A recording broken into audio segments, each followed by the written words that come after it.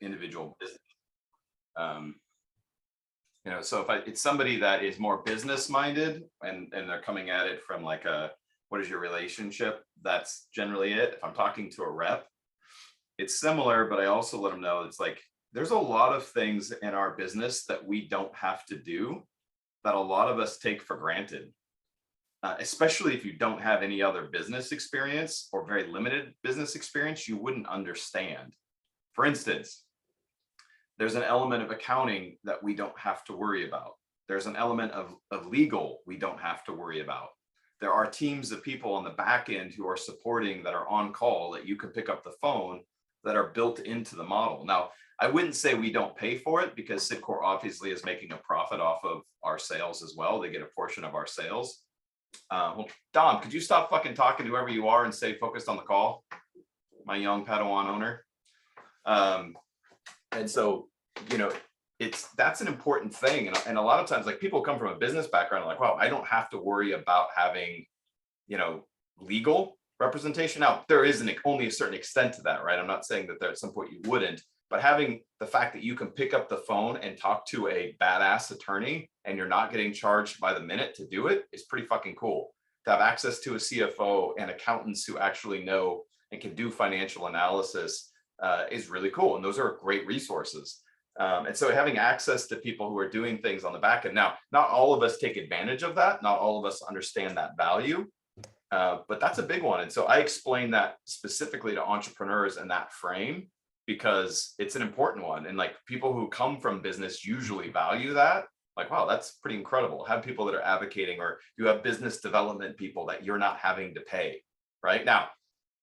There's other discussions that go along with that. And as at the consultant level, we do, and we hold those guys accountable, and there's other pieces to that, but that's how I'm talking about that. And then, relationship to the field, we're a community, and that's generally how I talk about it. We're a community, very often of friends and business partners who are working towards something bigger than ourselves, right? And very often there's shared values and shared goals and wanting to achieve together. And what I call co-opetition, right? Where we're working together in a competitive way towards a specific end, but co-opetition, not my competition. Because a lot of business people look at that like, why would you promote and train your competition?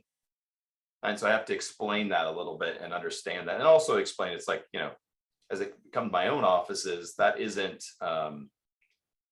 it's not altruistic. Obviously, we get paid a percentage for promoting out and growing our deals. And so that opens up opportunities to talk more about the business. But when I get asked these questions, generally, I know who's asking based on the response, because business people who come from business, their mouth almost always drops. In fact, I wait for the moment where I'm like, wait for it.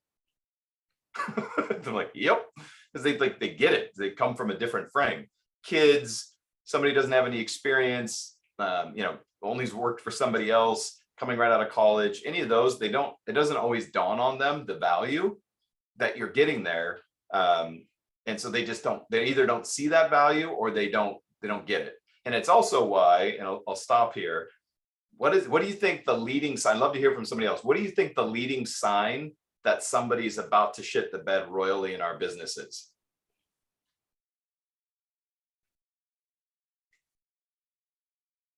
Like I know they're on the ropes, or they're in to be a bad way. Isolation. Now, there are a few caveats and exceptions to that. Some people, it's Rocky Balboa isolation. They isolate to get better, and they come out of that. But that would be the exception, not the rule. When people really start to miss it, is they take the best parts of our business and they don't use them. Community, support, resources, the pieces that are there that can help them. And it's usually because they either got jaded or butthurt, or they're frustrated about something, or they're high eyes and they're not doing well. So they don't want to talk unless they are doing well. But isolation is usually a leading indicator. But anyway, I'll pause there. So a little more complex than, they're our client broker. Yeah, well, yeah, it depends. But the relation, that would be the quick answer. But again, that's a feature, not a benefit. Most people don't, when you say client broker, depending on your frame, you wouldn't know what that means. So I try to like fill in because I want them to fill in the gaps instead of them making their own conclusions. But that also high level depends on who I'm talking to and whether they're competent enough to understand what I'm saying anyway. Okay, very good. All right, Mr. Nolan. Yeah, I would just say, I mean, if you don't have the game that Sabastian has, because I agree with everything he's saying, if you don't have that game yet, which I don't think anybody on this call does, I would advise keeping it short and simple. I would recommend that, because at the end of the day, what Sidcore is doing actually doesn't have much impact on your guys. It's what you're doing, right? So, you know, what's happening in an office in Pittsburgh is mostly irrelevant to what's happening to an office in Cleveland, Ohio. The way they're seeing that opportunity is through the person who runs it. And so in my mind, leaning on Sidcore as sort of what they've got going on is really just advertising your lack of confidence in your own vision and where you're going. So for the most part, yeah, the 22, 23-year-old, I don't even find that they bring that stuff up. So yeah, you know, if we're on a Zoom call or a training call, it's like, yeah, our client broker setting this up. Oh, okay, cool. And that is sufficient, because to Sab's point, that's not the sophisticated business person's question. They're not looking for complicated. And one of the worst things you can do is to not have command over a subject or a topic and then try to give a complicated answer on that. You just open up a big can of worms, and you really just expose that you don't really know what you're talking about. So keep it short and simple is a pretty good rule of thumb as a default. And then I think as far as going to, you know, now again, someone with more business acumen, then you can kind of open those things up, and you know, that's a lot more fun. But as far as the national conference goes, I mean, you know, at least the message that I've been talking about is, hey, you know, we've got our own business, and that's what I care about. But our clients, I mean, they deal with a lot of different people, and they could put, you know, again, kind of a little bit on Sab's point on the buying power, they could push around a little small business.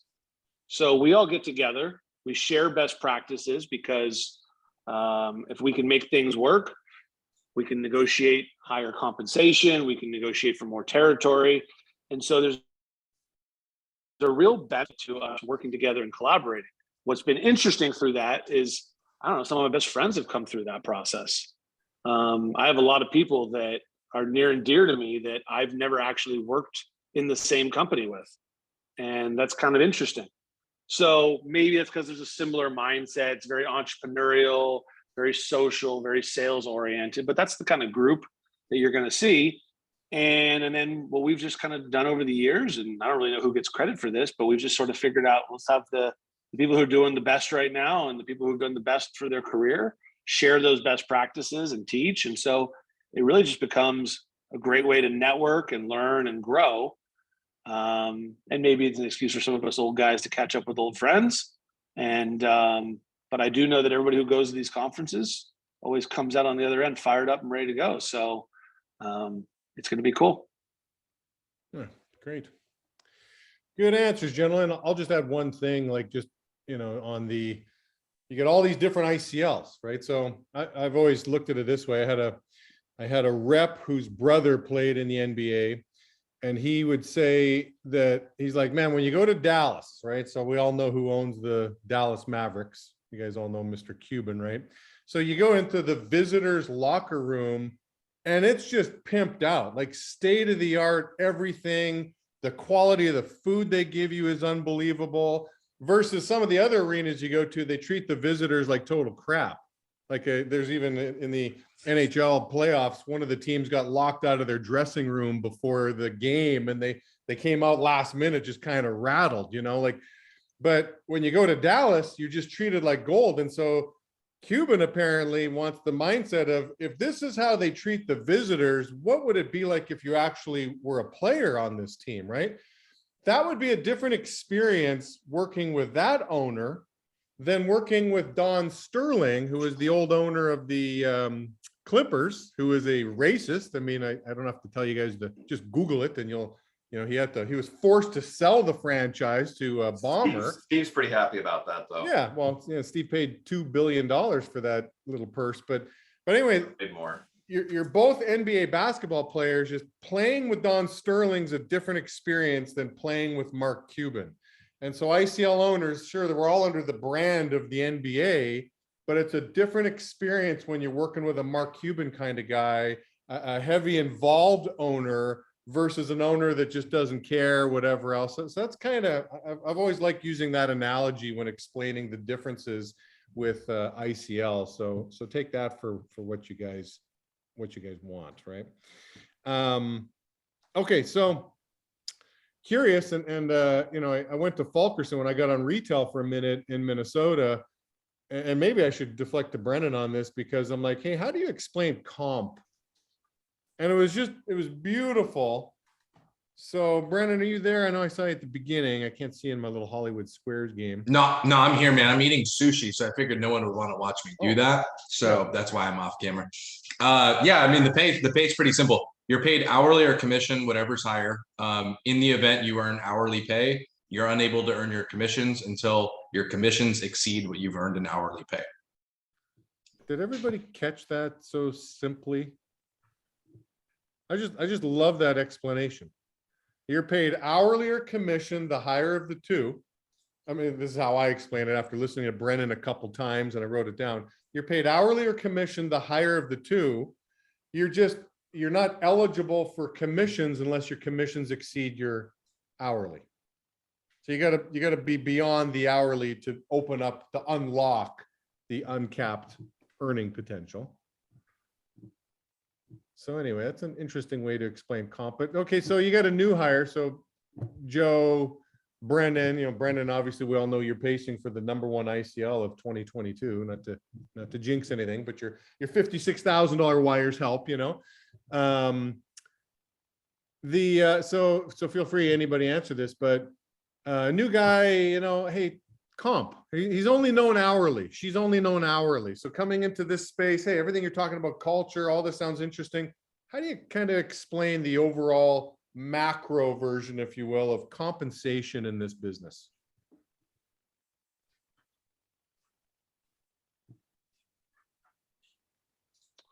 All right, I'll fire away.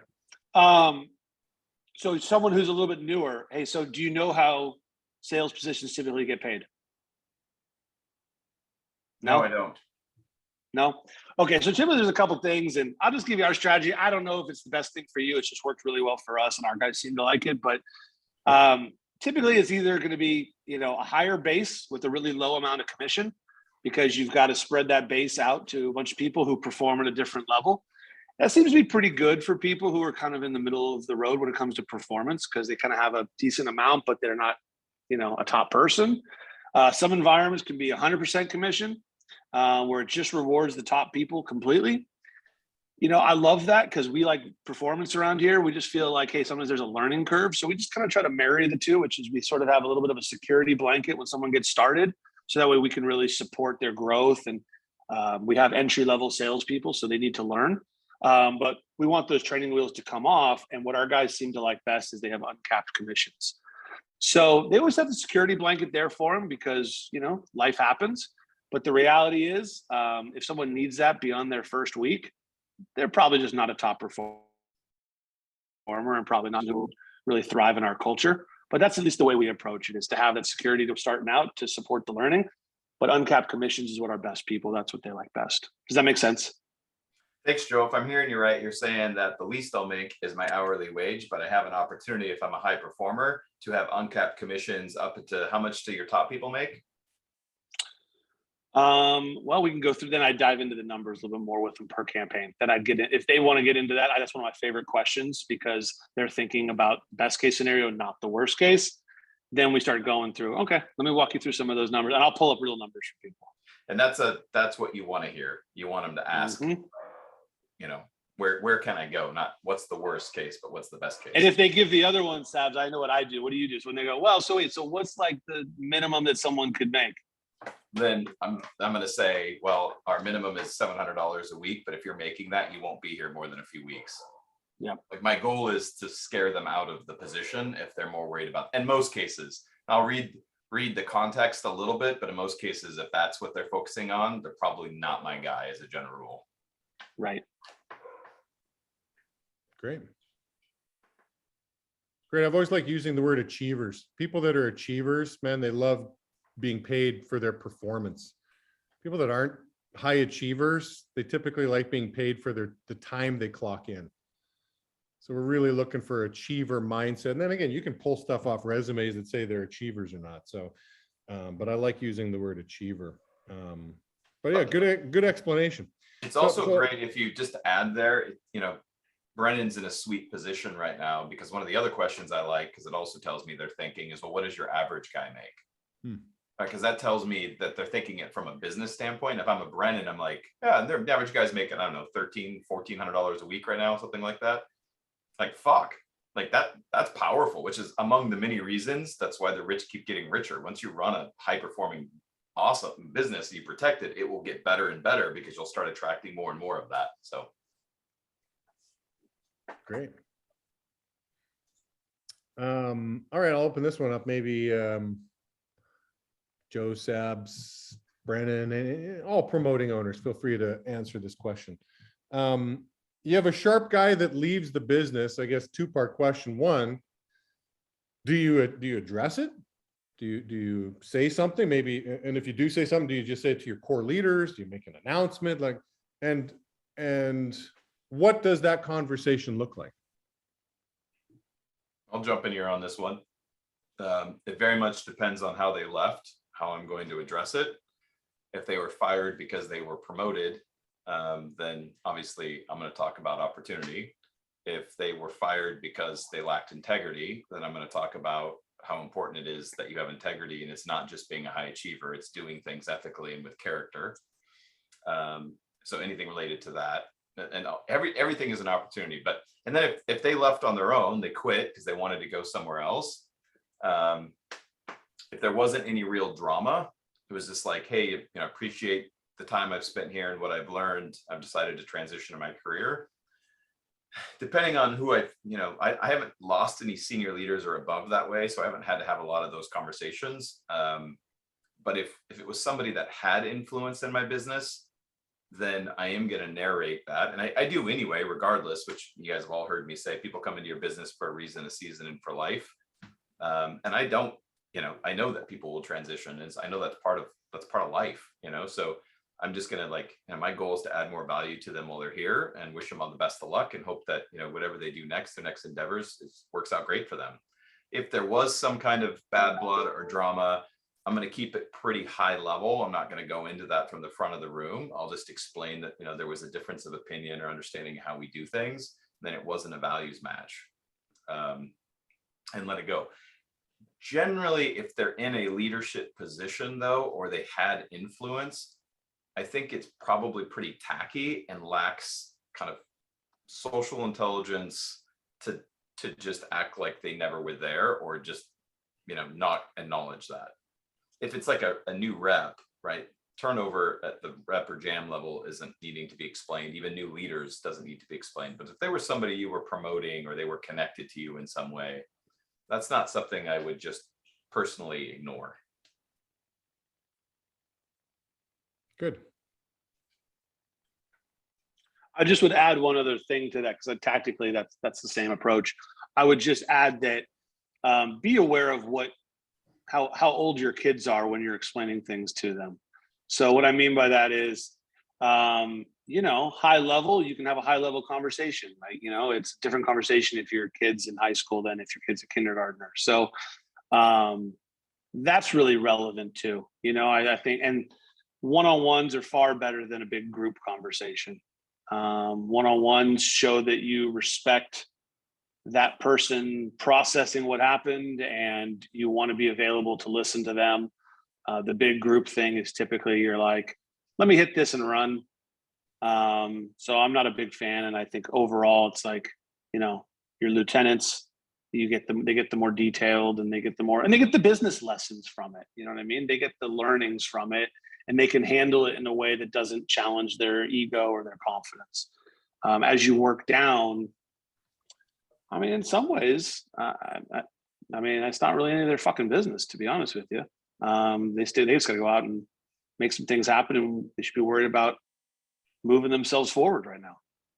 100% agree. I would just add, and fully with you on that one, Joe. The one thing I would say is very often when we don't fill in the blanks, people fill in the blanks on their own, and that could be devastating or create more pain if we don't do a good job of filling in those blanks. So sometimes it is important to do that, but I agree. It's like, you know, every little play doesn't need to be explained, but just don't allow people to jump to their own conclusions or assumptions. And for the love of God, don't directly call somebody out or disparage them for the front of the room. That will be more an indictment on your character in most cases. But then our business is about business lessons, right? And so there are times in small group settings where you will call specific names out to contextually, like, hey, this is a learning lesson, not an indictment on the person, you know, but be tactful about that. You know, I once fired a guy coming out of Alpha, and it actually had a great return on the office. So I don't necessarily regret doing it, but it's not something that I would do on the regular, generally. Yeah. I just echo everything you guys are saying. Just important to speak highly of people behind their backs. Even like, I can't tell you the, you know, terminating somebody due to like fraud or integrity issues. I mean, like, how do you speak nicely about somebody behind their back when something like that happens? And, you know, you can, because you can say, listen, I think this behavior this individual did isn't really who this guy is. I know this guy to be a much higher integrity person, and I believe in this guy. I think the next venue that this guy gets into, he's going to make sure he rights the ship, and that will never happen again. So you can speak highly of everybody, you know, because those leaders are going to talk, you know, without you in the room. And so, you know, to hear that you spoke praises of that person behind their back, I think will go a long way. However, I would add a caveat to that too.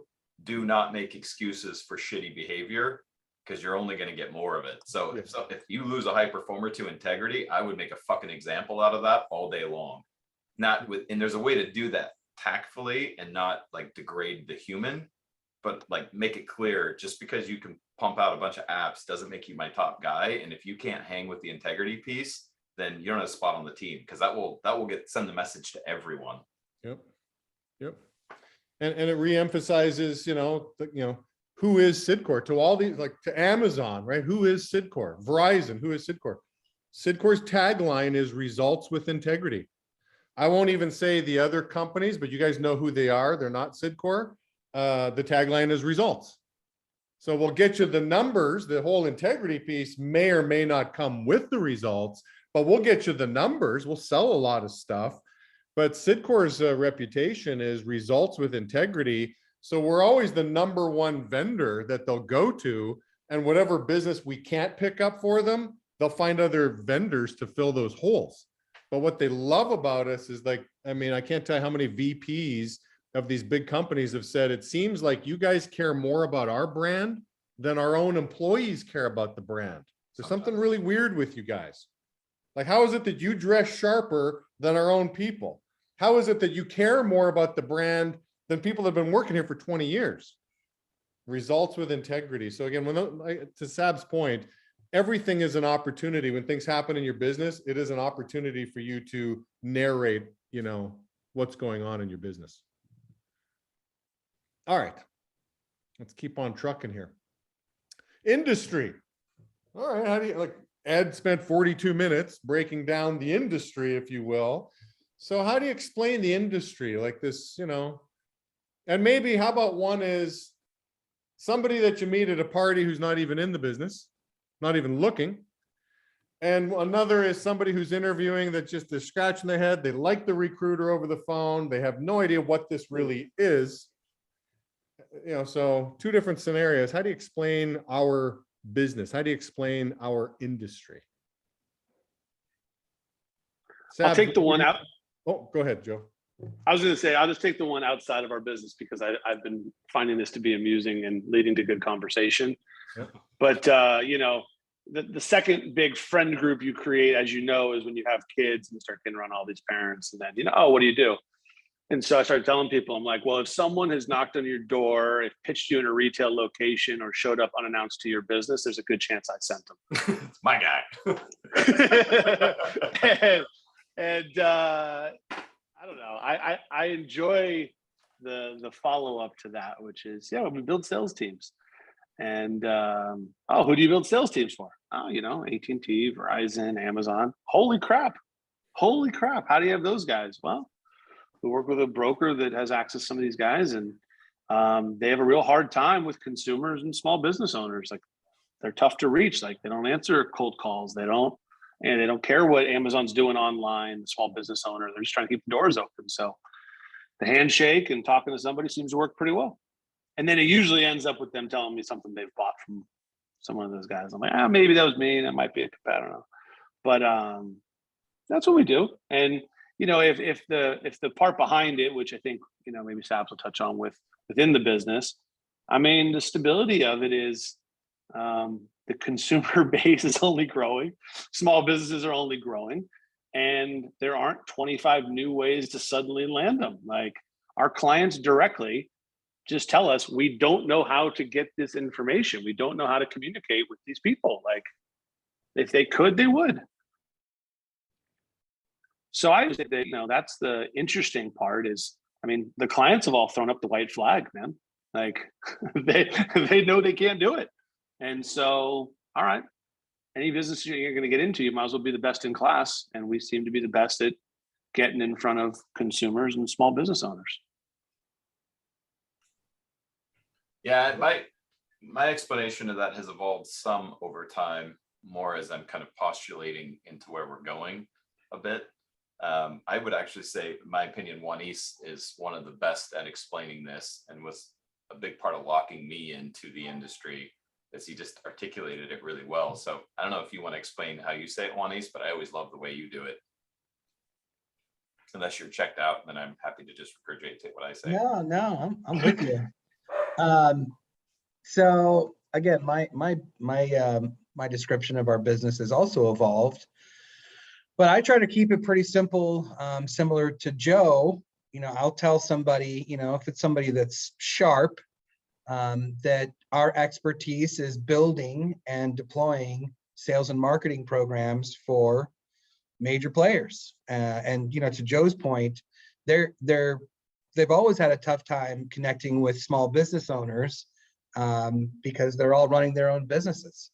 So we build them, we deploy them, and we also, have a culture that develops people that can help with the deployment of that. So there's, a pretty big leadership opportunity for somebody that's looking for that in a career. Obviously, that's a little bit more for somebody that I'm interviewing and I'm trying to recruit.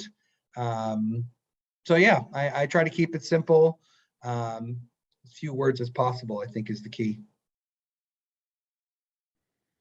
Okay, great. Last question for the sake of time. I mean, I got a lot of questions here, but maybe some other time. What does the future look like? Where are we going? What's the vision?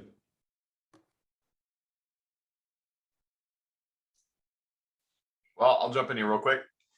When I start talking about the future, it's what I get most excited about it. When I came into the business 10 plus years ago, as excited I was about the model, I was most of my excitement is where we could be. And as of 2022, we're offering health insurance, 401k. We'll be on a base plus model here. Crazy to think 10 years ago how far we came from 100% commission. Huge initiatives are big focuses for us going forward 2 to 5 years, is really focusing on owned and operated businesses where people have an equity stake in the business with clear exit strategies, as well as focusing on campaigns with a residual aspect. So there's a true passive income structure involved in that, and really promoting and growing our brands into becoming more of a educational platform where we're mobilizing, equipping, and training the next generation of entrepreneurs. Great. Joe, anything you want to add to that? You're good with that? I'll just say this on Sab's thing. I find no matter where you're at in the business, whether you're highly motivated, you're negged out, whatever, wherever you are, anytime you're doing a preliminary interview and you get the opportunity to vision cast, by the end of that interview, you're back to being a 10 out of 10. You're back to be, so your vision casting should be happening dozens of times throughout the week from morning meetings, prelims, but really important that you harness, keep it nice and short and simple, but your ability to articulate the vision should get you very pumped and keep you in the game big time. And if it isn't, you may want to recalibrate what you're focusing on and where your structure is, because you're right, it absolutely should. I now have gone full circle on giving opportunity meetings. The reason I should be giving an opportunity meeting early and often is to remind my fucking self what I'm sitting on. Yeah, exactly. Yeah, sometimes I run my opportunity meeting for me. Your mission statement is who you are today. Your vision statement is who you are going to be tomorrow. So I think you got to really fine tune both those messages for your teams. So anyway, hope you guys enjoyed. That's what we have for you guys here today. Thank you, Joe. Thank you, Brennan. Thank you, Sebastian. Thank you, Wanis. Have a great day, guys. Peace.